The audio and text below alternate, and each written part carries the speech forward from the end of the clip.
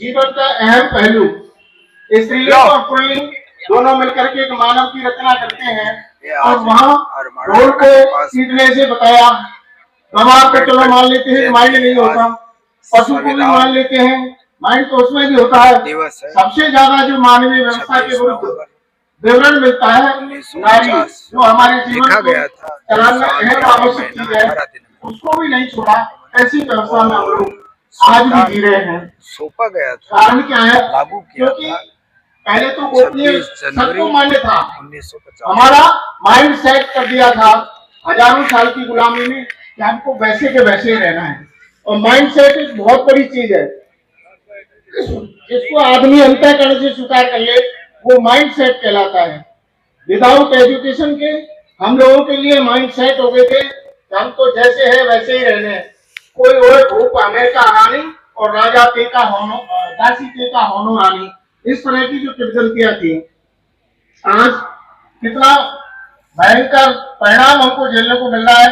जैसा डॉक्टर साहब ने अभी स्मरण कराया, बुद्धिज्म को खत्म करने का तरीका, धर्म परिवर्तन संबंधित नियम लागू करके राजस्थान सरकार ने भी प्रयास किया है अपना, और प्रयास क्या हो बात तो कर ही दिया है। मैं धन्यवाद देता हूँ इस तरह के डॉक्टर साहब के प्रयास करने वाले लोगों को जिन्होंने इस पर अपना प्रयास किया है रोकने का। तो उसी व्यवस्था को आज हम लोग देने के लिए मजबूर हो रहे हैं। मैं जयपुर में आयोजित इस कार्यक्रम को देखकर पुनः बहुत प्रसन्न होता हूँ। अब देखिए पुरानी व्यवस्था क्या थी, हम मैकेनिक एजुकेशन में आए। अंग्रेजों की देन हमारे लिए सबसे बड़ी थी स्कूल खोलना, डेवलप करना, ट्रेनों का विकास करना। अन्यथा हमारे लोगों के लिए पहले स्कूल खोले ही नहीं गए, एजुकेशन में प्रवेश ही नहीं था। अगर अंग्रेज का राज्य यहाँ नहीं आता तो हमको स्कूलों में प्रवेश करने का मौका नहीं मिलता। आज की सरकार क्या कहती है कि ये मैकेनिक की जो शिक्षा है ये गुलाम बनाने की शिक्षा है। हम अपनी न्यू एजुकेशन पॉलिसी ये लेके आए हैं और उस एजुकेशन पॉलिसी में क्या है आपने देखा होगा कि जो बढ़ई का आदमी है वो लकड़ी का काम करे, लोहार है वो लोहार का काम करे, ना ये रुमाल बनाने का काम करे। यानी स्किल शिक्षा, यानी डॉक्टर का, इंजीनियर का, वैज्ञानिक का, ऑफिसर का ये काम नहीं हो, ये पुरानी व्यवस्था में पुनः लौट जाए। इस तरह की एजुकेशन पॉलिसी लागू करके हम लोगों को बर्बाद ये लोग करना चाहते हैं। प्रयास हमारे जारी रहने चाहिए। एक चीज और है, आदरणीय भाटी साहब और सोनी जी सभी बैठे हुए हैं, एक छोटा सा प्रसंग मैं याद दिलाऊंगा। एक किसान अपने परिवार को लेकर जा रहा था, उसकी पत्नी और 2-3 बच्चे और वो। बीच में नदी आती है और नदी आते ही सोचता है यार इसको कैसे पार करेंगे। 5 फुट की मेरी वाइफ है, 5.5 का मैं हूँ, 4 फुट का बेटा है और 3 फुट की छोटी बेटी है। कुल मिला के इतना फुट हो गया तो हम तो पार निकल ही जाएंगे। और वो उस नदी में घुस गया। अब घुस गया तो वो नदी में डूब गया। अब डूबने के पश्चात जब सारा तहस हो गया तो उसने ये कहा कि कुलवा डूबा तो डूबा क्यों और हिसाब क्यों का क्यों। यानी हिसाब जो मैंने लगाया वो तो सही था, लेकिन फिर भी ये कुलवा क्यों डूब गया।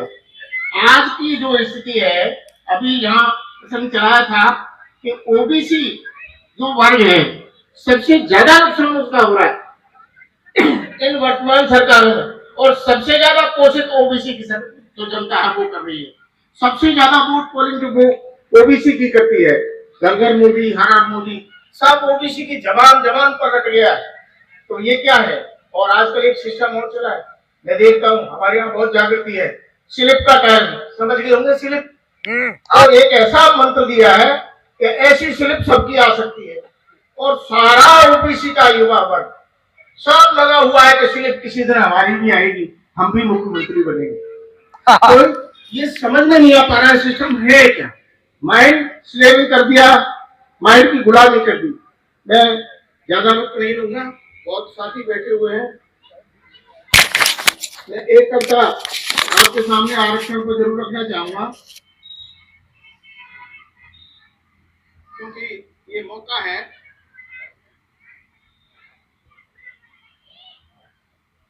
कविता उस समय थी जब अटल बिहारी वाजपेयी प्राइम मिनिस्टर थे, तो मैंने इस कविता को उस समय लिखा था। किस वक्त की थी? अटल बिहारी वाजपेयी जी जब प्रधानमंत्री थे तो उस समय एक कविता लिखी थी आरक्षण पर बहुत बहस हो रही थी, इसको बंद कर दिया जाए, और इस पर चर्चाएं थी। तो मैंने उस समय इसको लिखा था, आरक्षण अधिकार हमारा, आरक्षण अधिकार हमारा, ये कोई खैरात नहीं है। आरक्षण अधिकार हमारा ये कोई खैरात नहीं है, और लिख गए बाबा संविधान में, ये कोई सौगात नहीं है। आरक्षण अधिकार हमारा ये कोई खैरात नहीं है, संवैधानिक हक है अपना, ये कोई सौगात नहीं है। संसद में संसद सा बोलो, संसद में संसद सा बोलो, घर की ये पंचायत नहीं है। आरक्षण अधिकार हमारा ये कोई सौगात नहीं है। आरक्षण जारी होने के कारण आप सबको विदित है, लेकिन उन सब कारणों को ये भूलना चाहते हैं, और ये चाहते हैं कि आरक्षण खत्म होना चाहिए। उसके विगत कारण क्या है वो मैंने लिखा है। जातिवाद को स्वयं चलाया, ऊंच नीच को खूब बढ़ाया, इंसानों ने इंसानों के ऊपर कैसा जुल्म ढाया, छुआछूत करी और घृणा, साल हजारों किया शोषण, जाति जहर का वृक्ष लगाया, मनु ने